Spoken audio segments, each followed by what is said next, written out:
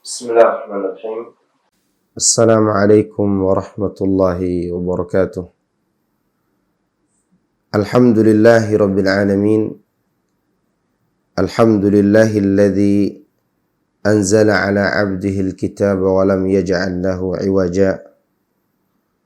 Qayyiman liyundhira ba'san shadida wa yubashshiral mu'minina alladhina ya'maluna as-salihati anna lahum ajran hasana. Wa ashhadu an la ilaha illallah wahdahu la syarika lah.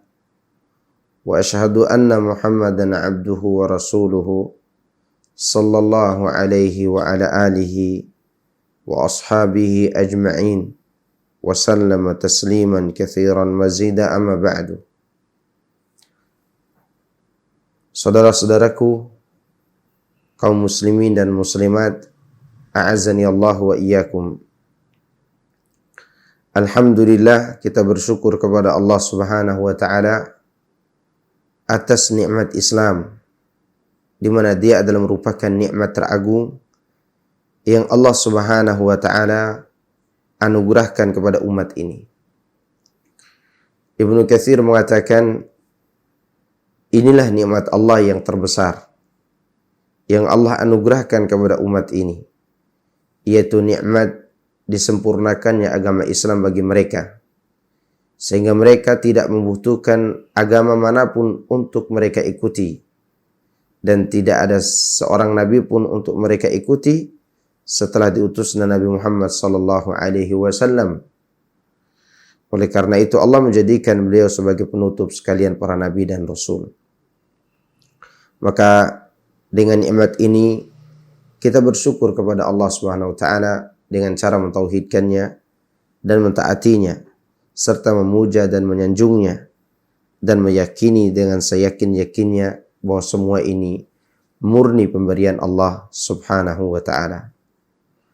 Nah, pada pertemuan kita kali ini kita akan membahas tafsir suratul Fatihah. Al-Fatihah, sebagaimana yang saya sampaikan pada pertemuan yang lalu, memiliki banyak nama. Di antaranya Al-Fatihah, kemudian Ummul Kitab, kemudian disebut juga dengan As-Salah, kemudian disebut juga dengan Al-Quranul Azim, dan dinamakan juga dengan Ar-Ruqyah, dan yang lainnya. Banyaknya nama untuk surat ini menunjukkan akan keagungannya dan kebesaran derajatnya, ketinggian derajatnya di sisi Allah Subhanahu wa ta'ala. Nah, surat ini terdiri dari 7 ayat. Dan surat ini selalu dibaca berulang-ulang kali oleh para pembacanya, terutama dalam sholat. Dalam sholat wajib saja suratul Fatihah dibaca kurang lebih 17 kali sehari. Belum lagi sholat sunnah dan yang lainnya. Di sini Allah Subhanahu wa ta'ala memulai surat ini dengan Bismillahirrahmanirrahim. Sebelum saya membacakan tafsirnya, saya akan membacakan dulu ayatnya secara tartil. Semoga dapat diikuti. A'udzu billahi minasy syaithanir rajim. Bismillahirrahmanirrahim. Alhamdulillahi rabbil alamin. Ar-Rahmanir Rahim. Maliki yaumiddin. Iyyaka na'budu wa iyyaka nasta'in. Ihdinas siratal mustaqim. Siratal ladzina an'amta 'alaihim ghairil maghdubi 'alaihim waladdallin.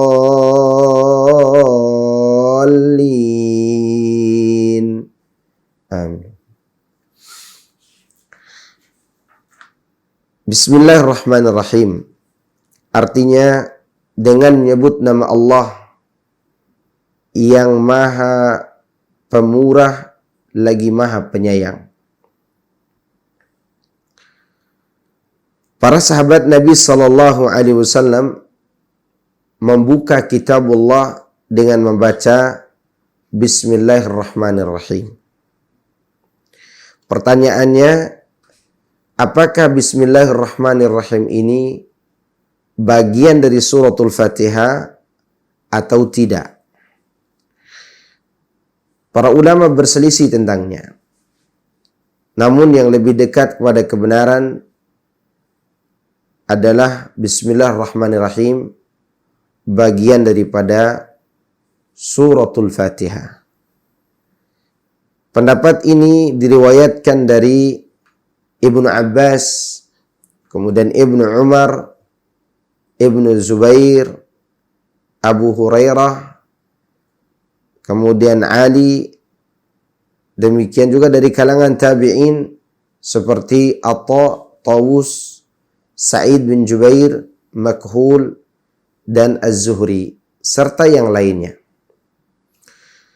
Kemudian dari kalangan para ulama setelah mereka, diantaranya seperti Abdullah ibn Mubarak, Imam Syafi'i, Ahmad bin Hanbal, Ishaq bin Rahawai, Abu Ubaid Al-Qasim bin Salim, mereka berpendapat bahwa Bismillahirrahmanirrahim bagian daripada suratu Al-Fatihah. Karena mereka berpendapat Bismillahirrahmanirrahim adalah bagian daripada setiap surat. Maka otomatis Bismillahirrahmanirrahim adalah awal suratu Al-Fatihah. Bismillahirrahmanirrahim dibaca di dalam solat dengan cara disirkan dan juga dibaca jahar. Namun yang lebih banyak dilakukan oleh Nabi SAW, Bismillahirrahmanirrahim dibaca sir, yaitu tidak dinampakkan ketika membacanya di dalam solat. Dan boleh juga dibaca jahar. Kedua-duanya tidak mengapa.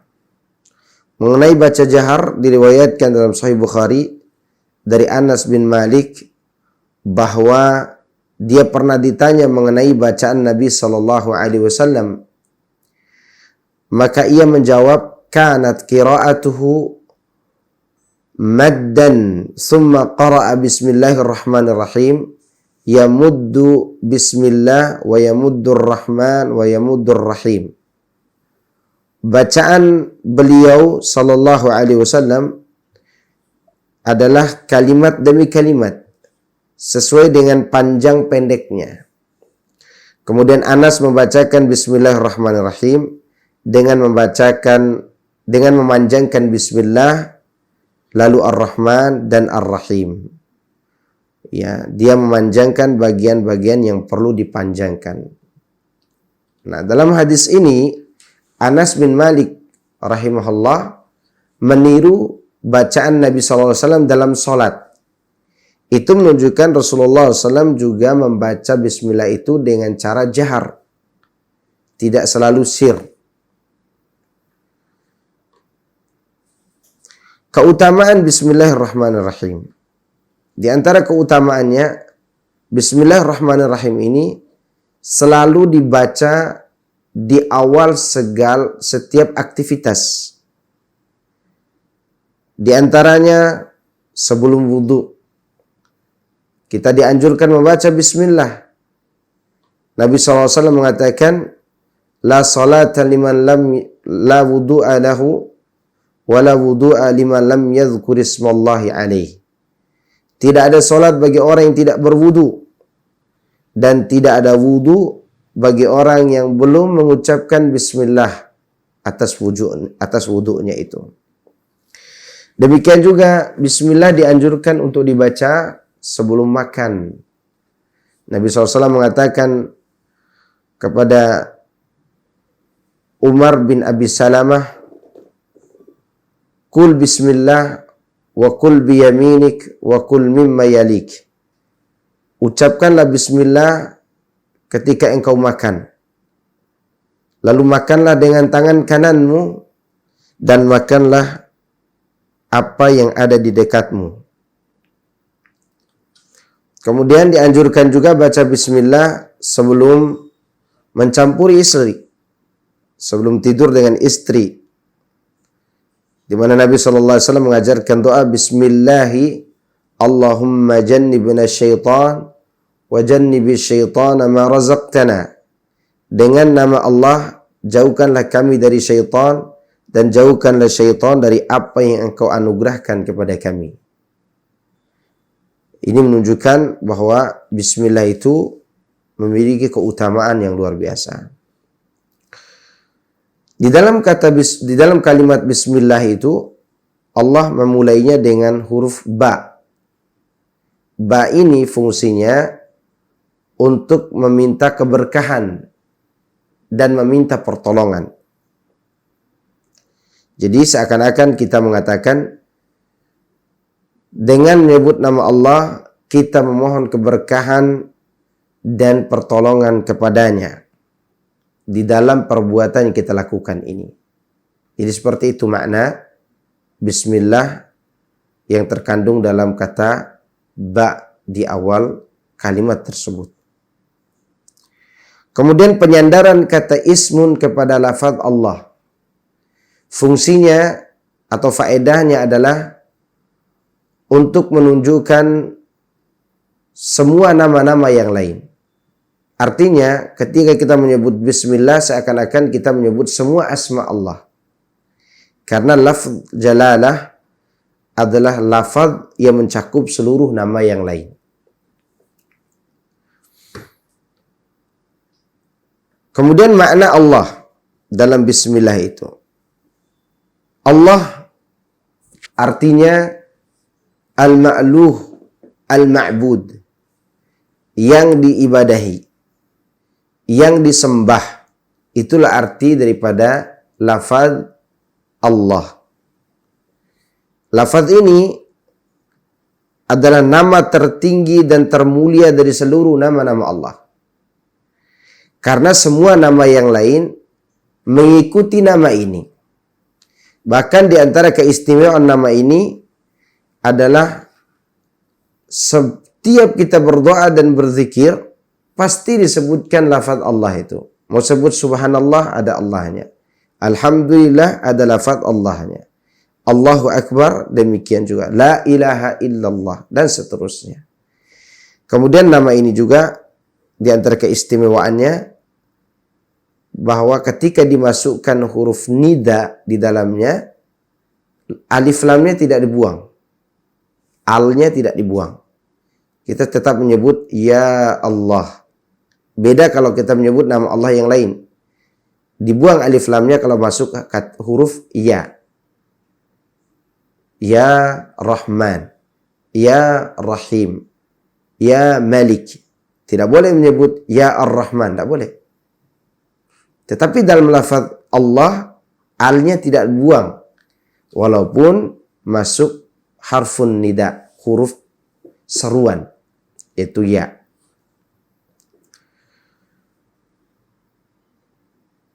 Allah Subhanahu wa ta'ala memiliki banyak nama. Dan nama Allah itu tidak terhitung banyaknya.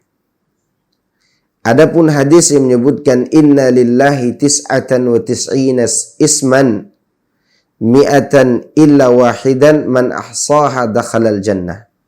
Sesungguhnya Allah mempunyai 99 nama, 100 kurang 1. Barang siapa yang dapat menguasainya, maka ia akan masuk surga. Hadis ini tidak membatasi nama Allah yang lain. Hadis ini menjelaskan tentang keutamaan orang yang menghafal, memahami, dan mengamalkan dalam kehidupannya kandungan daripada nama-nama Allah yang mulia. Sejumlah 99 nama, apalagi lebih dari itu. Ya.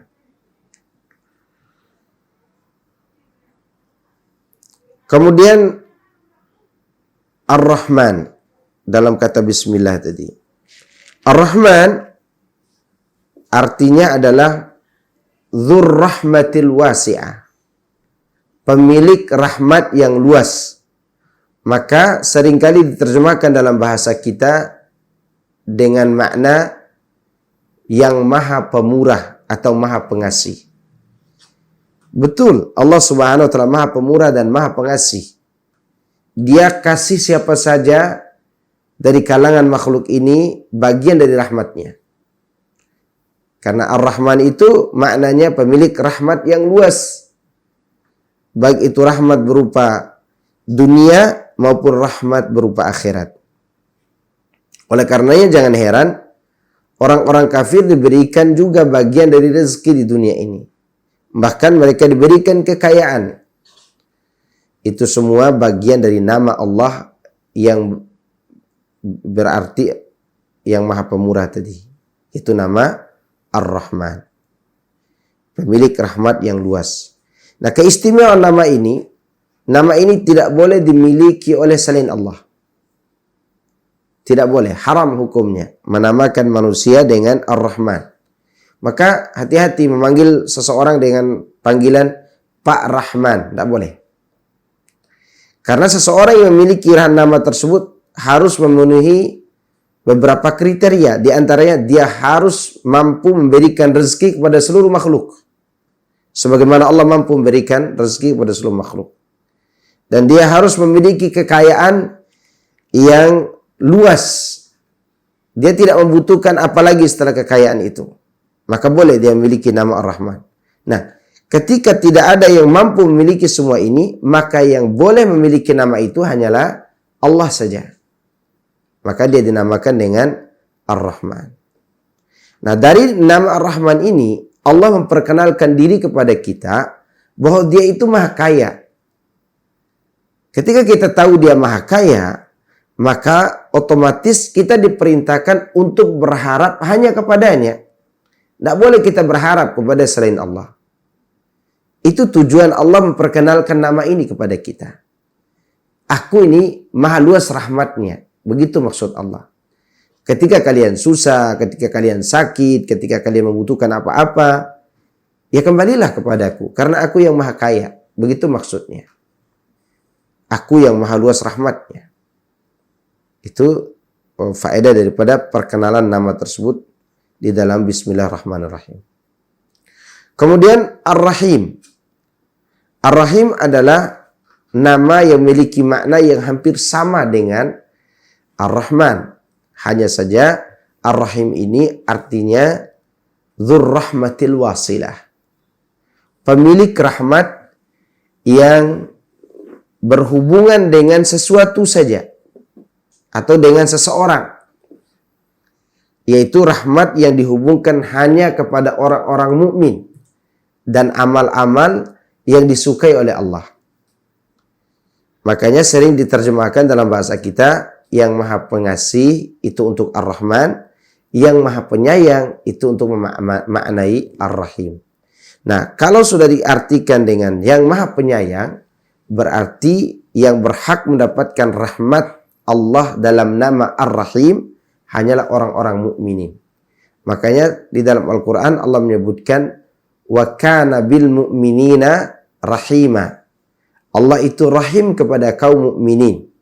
Itu menyayangi kaum mukminin. Tidak ada ayat yang berbunyi wa kana bil mu'minina rahmana. Tidak ada. Karena Rahman itu nama yang meliputi rahmat secara umum. Sedangkan Ar-Rahim adalah nama yang mencakup makna kasih sayang yang dikhususkan kepada kaum mukminin. Dari nama Ar-Rahim ini, Allah Subhanahu wa taala membenci orang-orang yang tidak mau berdoa kepada Allah. Karena dia Rahim. Karena dia Rahim, dia ingin manusia itu berdoa kepadanya. Rasulullah SAW mengatakan, man lam yas'alillah yaghdab alaih. Barang siapa yang tidak memohon kepada Allah, maka Allah akan murka kepadanya. Karena Allah telah siapkan rahmatnya untuk orang-orang yang meminta kepadanya. Ternyata tidak ada yang mau berdoa. Nah, Allah murka kepada orang-orang yang tidak mau berdoa kepada Allah Subhanahu wa taala. Oleh karenanya Allah mengatakan, "Qul ud'ullah aw ud'ur rahman ayyamma tad'u falahul asmaul husna." Katakanlah, serulah Allah atau serulah Ar-Rahman. Dengan nama yang mana saja kalian seru, dia mempunyai asmaul husna.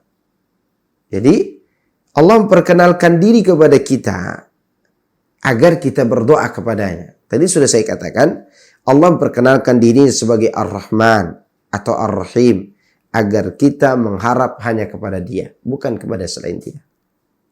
Makanya Allah murka kepada orang-orang yang berdoa kepada selain Allah. Dan bahkan Allah Subhanahu wa taala akan memasukkan mereka ke dalam jahanam selama-lamanya. Kekal mereka dalam jahanam.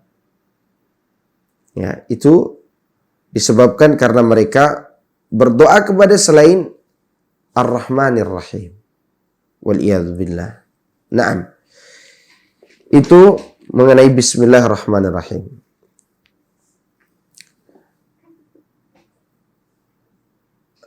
Kemudian Alhamdulillahi Rabbil Alamin. Alhamdulillah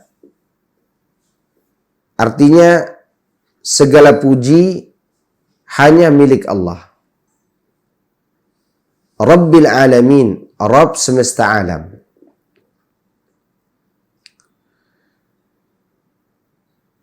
Abu Ja'far Ibnu Jarir At-Tabari mengatakan, Alhamdulillah adalah ungkapan syukur kepada Allah dengan tulus dan ikhlas. Bukan bersyukur kepada selain Allah.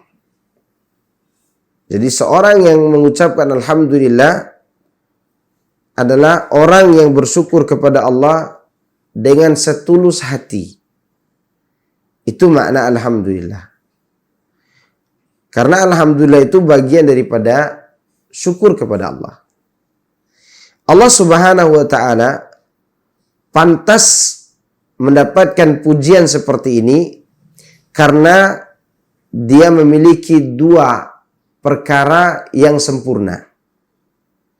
Jadi Allah pantas dipuji dengan Alhamdulillah karena dia memiliki dua perkara yang sempurna. Yang pertama, dia memiliki nama-nama dan sifat yang sempurna.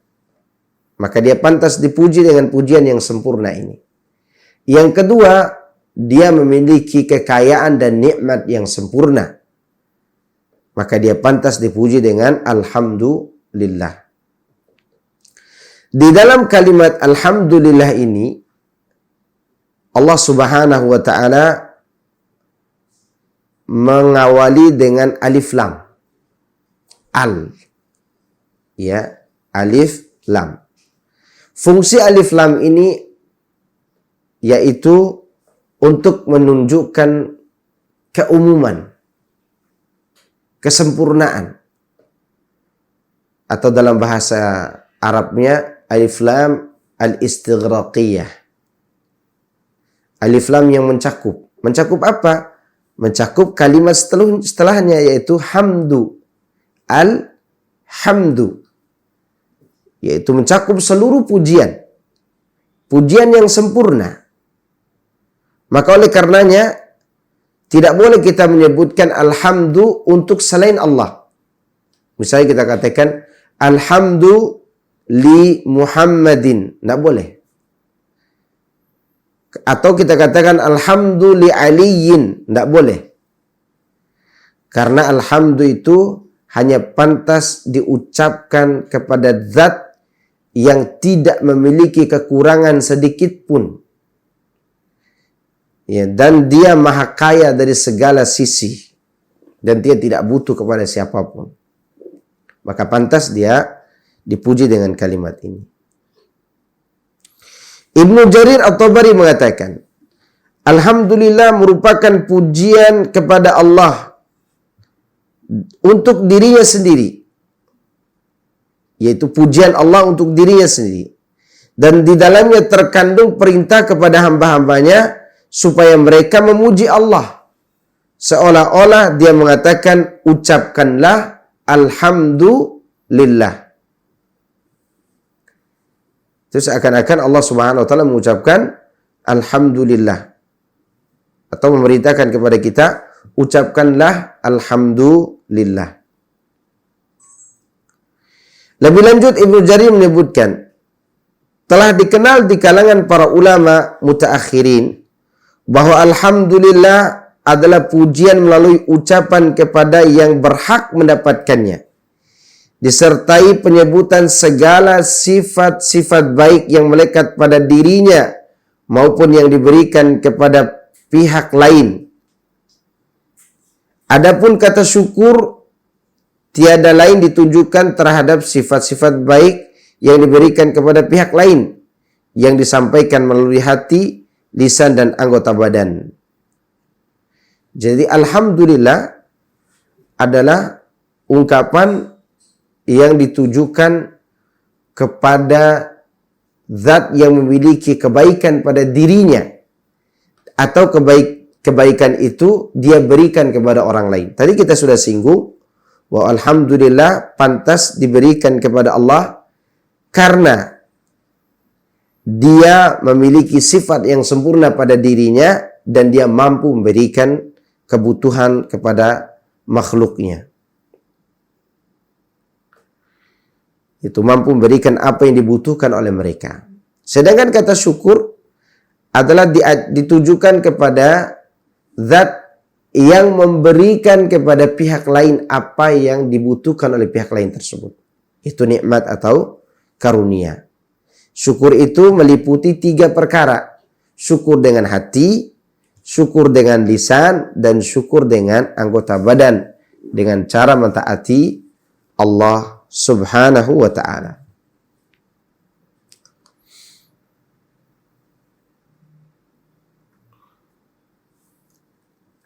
Mengenai keutamaan alhamdulillah, Rasulullah SAW mengatakan, afdalu dzikri la ilaha illallah wa afdalu du'a alhamdulillah.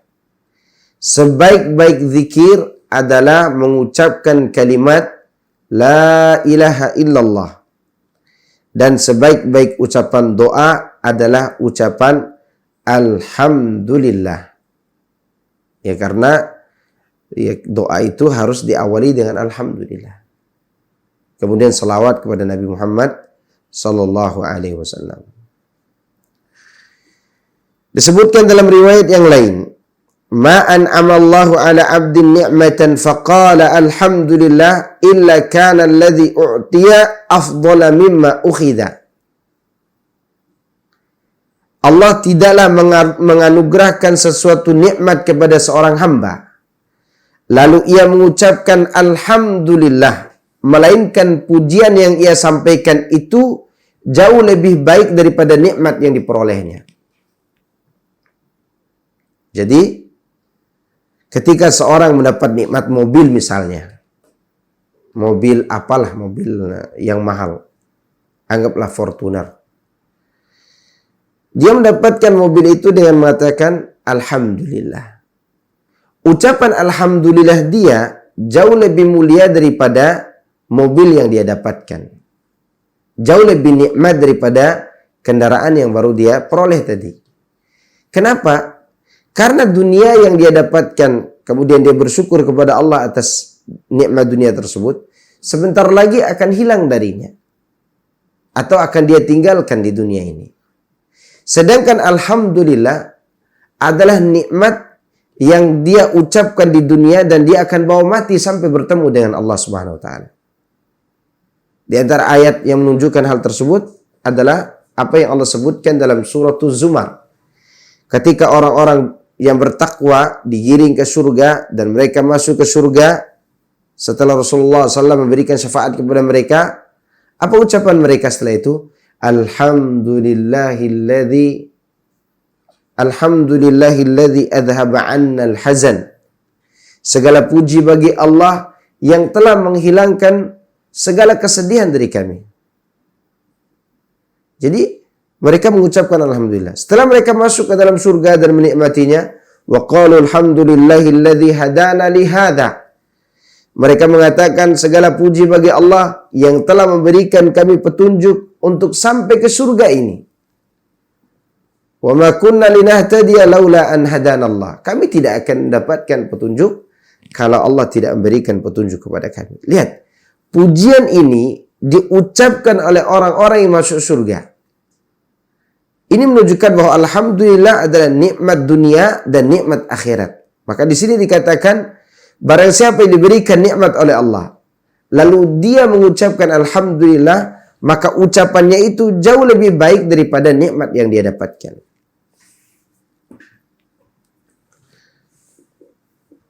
Kemudian kata-kata Rabb, kalimat atau kata Rabb. Rabb kalau diartikan dalam bahasa kita biasanya diterjemahkan dengan kata Tuhan, Tuhan. Padahal Rabb itu memiliki makna yang luas. Rabb itu memiliki makna sang raja, sang pencipta, pemberi rezeki, pengatur seluruh alam, yang menterbiah makhluk, yang mendidik mereka. Ini arti daripada Rabb. Juga diartikan dengan Sayyid, Tuan, penguasa. Itu arti Rabb. Dan Rabb ini mengandung sifat rububiyah. Itu sifat perbuatan. Yang berbuat sesuatu sesuai dengan kehendaknya.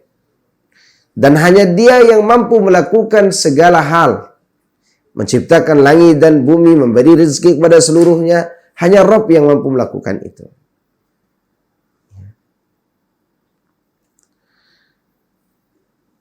Di sini disebutkan Rabbul Alamin. Dia adalah Rabb semesta alam. Al-Alamin, kalau diartikan, dia adalah seluruh makhluk selain Allah. Al-Alamin artinya adalah apa saja selain Allah. Berarti surga, neraka, dan isinya, kemudian dunia, dan apa yang ada di dalamnya, semuanya itu alam. Karena semua selain Allah itu disebut alam. Sebagaimana disebutkan oleh Syekh Muhammad bin Abdul Wahhab rahimahullahu ta'ala dalam kitabnya Thalathatul Usul. Kullu ma siwallahi alam, wa ana wahidun min dhalikal alam. Semua selain Allah disebut dengan alam, dan aku adalah bagian daripada alam tersebut. Di sini ada yang menarik nih. Kenapa makhluk disebut dengan alam? Jawabannya adalah karena alam ini diambil dari kata alamah. Alamah artinya tanda, bukti. Ini menunjukkan dengan adanya makhluk, semua itu membuktikan akan adanya Allah Subhanahu wa taala, atau mengalamatkan akan adanya sang pencipta yang bernama Allahu Rabbul Alamin. Ini mengenai makna alam.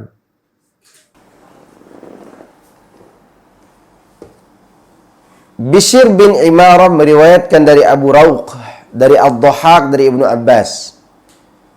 Ibnu Abbas radhiyallahu anhu mengatakan alhamdulillahirabbil alamin, artinya segala puji bagi Allah, pemilik seluruh makhluk yang ada di langit dan yang ada di bumi, serta apa yang ada di antara keduanya, baik yang kita ketahui maupun yang tidak kita ketahui. Lihat, Ibnu Abbas mengatakan alhamdulillahirabbil alamin, artinya segala puji bagi Allah, pemilik seluruh makhluk. Seluruh makhluk. Yang di langit maupun di bumi, yang kita ketahui maupun yang tidak kita ketahui, semuanya milik Allah. Dia yang mengatur segala-galanya. Oleh karenanya, ikhwani fiddina, azani Allah wa iyyakum, ketika kita dihinggapi rasa takut akan sesuatu, maka ingat, sesuatu tersebut adalah makhluk Allah.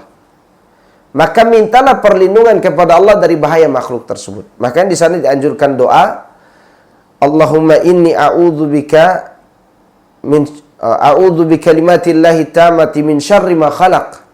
Aku berlindung kepada Allah dengan kalimatnya yang sempurna dari bahaya atau keburukan makhluk ciptaannya. Karena makhluk ciptaan Allah itu Allah sendiri yang mengaturnya. Maka bagi kita yang dihinggapi rasa takut, segeralah meminta perlindungan kepada Allah dengan mengucapkan doa-doa perlindungan tadi. Karena Dia yang mengatur segala sesuatu. Bahkan apa yang terjadi hari ini, yaitu terjadinya penyebaran virus 19 atau virus corona, semua itu adalah bagian daripada aturan Allah Subhanahu wa taala. Tentu semua itu memiliki hikmah, dan hikmahnya kita bisa rasakan.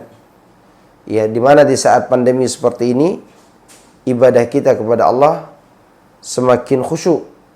Demikian juga doa kita kepada Allah Subhanahu wa taala semakin tenang.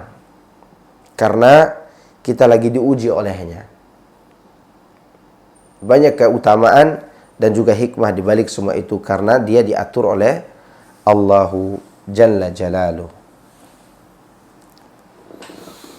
Seorang penyair mengatakan, "Faya ajaban kaifa yu'sal ilahu am kaifa yajhaduhul jahidu wa fi kulli syai'in lahu ayatun tadullu ala annahu wahidun." Dari ayat Alhamdulillahirabbil alamin tadi, seorang penyair mengatakan, sungguh mengherankan bagaimana mungkin seseorang bisa mendurhakai Rabb atau mengingkarinya. Padahal dalam setiap segala sesuatu terdapat tanda yang menunjukkan bahwa Dia Maha Esa. Jadi kalau mau melihat keesaan Allah Subhanahu wa taala, lihat bagaimana keagungan Allah dalam penciptaannya. Makanya kita disuruh untuk tadabbur alam. Cuman tadabbur alam itu tidak harus naik gunung turun gunung, ya, masuk laut keluar laut, bukan hanya itu. Allah katakan, wa fi anfusikum afala yubsirun. Pada diri kalian ada tanda-tanda kebesaran Allah. Kenapa kalian tidak memperhatikannya? Nah, ini makna daripada Alhamdulillahirabbil alamin. Kemudian Ar-Rahmanir Rahim. Ini tidak perlu saya ulang-ulangi lagi karena tadi saya sudah jelaskan tentang apa arti Ar-Rahman, apa arti Ar-Rahim. Hanya saja saya akan sampaikan rahasia di balik 3 ayat dalam surat ini, yaitu ayat Alhamdulillahirabbil alamin, Ar-Rahmanir Rahim, dan Maliki Yaumiddin. Di dalam 3 ayat ini terdapat rahasia yang tidak tersurat. Ya, atau kata kita, bahasa kita, rahasia yang tersirat. Yang pertama, di dalam ayat Alhamdulillahirabbil alamin terdapat perintah untuk mencintai Allah. Karena yang terpuji berhak untuk dicintai. Apalagi Allah adalah zat yang maha baik, yang maha sempurna sifatnya, yang memberikan kebutuhan seluruh makhluknya. Maka pantas Dia untuk dicintai, bahkan wajib untuk dicintai. Kemudian di dalam ayat Ar-Rahmanir Rahim terdapat perintah untuk berharap hanya kepada Allah. Karena selayaknya ketika kita susah, kita berharap kepada yang kaya. Dan di sana ada zat yang maha kaya, yaitu Allah Subhanahu wa taala, yang menamakan dirinya dengan Ar-Rahmanur Rahim.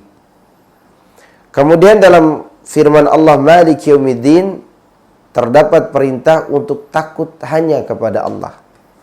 Itu takut amal kita ditolak oleh Allah karena kurangnya kita melakukan amal, entah itu kurang ikhlas maupun kurang dalam mengikuti tuntunan Nabi kita yang mulia Muhammad sallallahu alaihi wasallam. Ini 3 rahasia yang tersirat di dalam 3 ayat tersebut. Nah, 3 perkara ini para ulama menyebutnya sebagai arkanul ibadatil qalbiyah, rukun ibadah yang terdapat di dalam hati. Artinya, seseorang tidak akan menikmati ibadah kalau dia tidak memiliki 3 sifat tadi. Mencintai Allah, berharap hanya kepada Allah, dan takut kepada Allah Azza wa Jalla. Oleh karenanya, ikhwani fiddina, azani Allah wa iyakum, merugilah orang yang beribadah tanpa disertai 3 perkara ini. Kemudian, makna daripada Malik Yaumiddin. Malik Yaumiddin.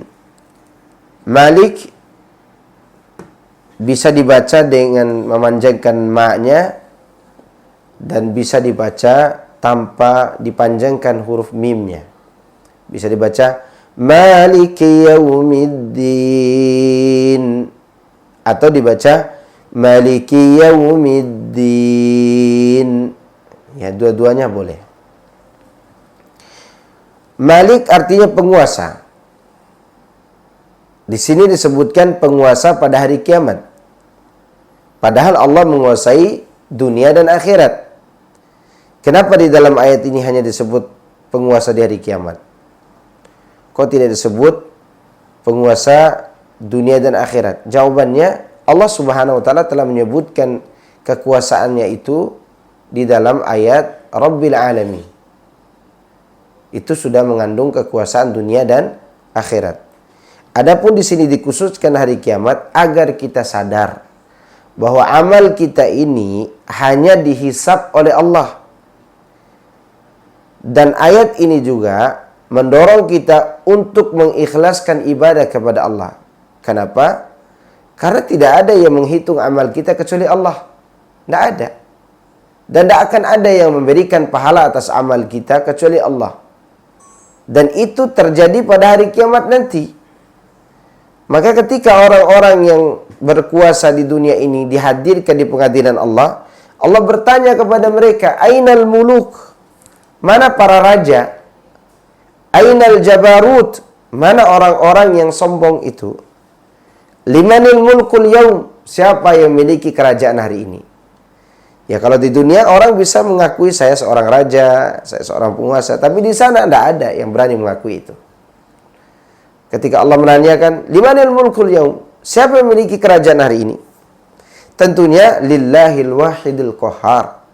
Tentunya kerajaan hari itu hanya dimiliki oleh Allah yang Maha Esa lagi Maha Perkasa. Maka ayat ini menggetarkan hati setiap mukmin yang beribadah kepada Allah. Itu ayat yang berbunyi Maliki Yaumiddin. Karena amal ini akan dihitung. Hari kiamat juga disebut dengan Yaumiddin. Dikatakan Yaumiddin karena itu hari perhitungan, hari hisab. Nah, pada saat proses hisab, manusia terbagi menjadi beberapa golongan. Pada umumnya dibagi menjadi 3 golongan. Pertama, orang yang tidak dihisab dan tidak diazab. InsyaAllah ini akan kita bahas lanjut nanti dalam Suratun Naba insyaAllah.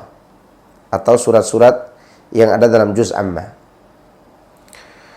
Kemudian, yang kedua, orang-orang yang dihisab dengan hisab yang mudah. Yang disebut dengan Ashabul Yamin.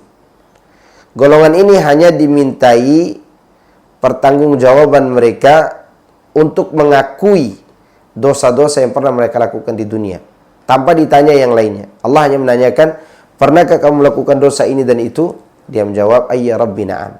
Hanya itu. Maka mereka disebut sebagai orang-orang yang dihisab dengan hisab yang mudah. Yang ketiga, dihisab dengan hisab yang sulit. Ya, di antaranya ada orang-orang Islam selain daripada orang-orang kafir. Dan hisab yang sulit itu, yaitu Allah mengajukan beberapa pertanyaan. Di antaranya ditanyakan tentang hartanya, dari mana dia peroleh dan kemana dia belanjakan, umurnya dihabiskan untuk apa, ilmunya dia apakan, dan seterusnya. Itu hisab yang berat. Maka Allah Subhanahu wa taala sajalah yang melakukan hal tersebut kepada mereka pada hari kiamat nanti. Ini mengenai Yaumiddin. Nah, saya kira Sampai di sini dulu apa yang kita bahas dari suratul Fatihah ini. Insyaallah kita akan melanjutkan pembahasan ini pada pertemuan kita yang akan datang. Nah, wabillahi taufik. Wassallallahu wasallam ala nabiyyina Muhammadin wa ala alihi wa sahbihi ajma'in. Walhamdulillahi rabbil alamin. Subhanakallahumma wa bihamdika asyhadu an la ilaha illa anta wa astaghfiruka wa atubu ilaik. Wassalamualaikum warahmatullahi wabarakatuh.